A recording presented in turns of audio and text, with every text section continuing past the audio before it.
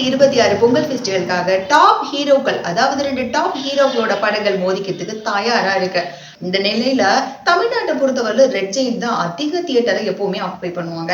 இப்போ பராசக்தி மூவியோட தியேட்டர் உரிமை பாத்தீங்க அப்படின்னா ரெட் ஜெயிண்ட் மூவிஸ் தான் எடுத்திருக்காங்க. இதுல இருந்தே தெரியும் நமக்கு அதிகப்படியான தியேட்டர்கள்ல வந்து பராசக்தி மூவி ரிலீஸ் ஆகிறதுக்கான வாய்ப்புகள் தான் அதிகம்.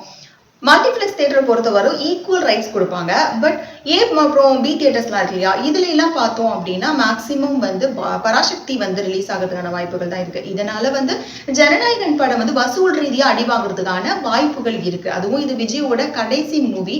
இது ஒரு பக்கம் இருக்க, இது ரிலீஸ் ஆன அடுத்த 2 வாரத்திலேயே நம்ம அஜித் சாரோட பிளாக் பஸ்டர் ஹிட் கொடுத்த மங்காத்தா படமும் வந்து ரீ ரிலீஸ் செய்யப்படுறதா இருக்கு. வெளிநாட்டு பலம் அப்படிங்கிறது வந்து விஜய்க்கு அதிகமாவே இருக்கு. ஓவர்சீஸ் மார்க்கெட்டிங்ல அவர் தூள் கிளப்பிடுவாரு அப்படிங்கிறதுல எந்த விதமான மாற்றமுமே கிடையாது. சோ இப்போ வரிசையில 3வது படமும் இணைஞ்சதுனால இந்த 3 படத்தோட வசூல்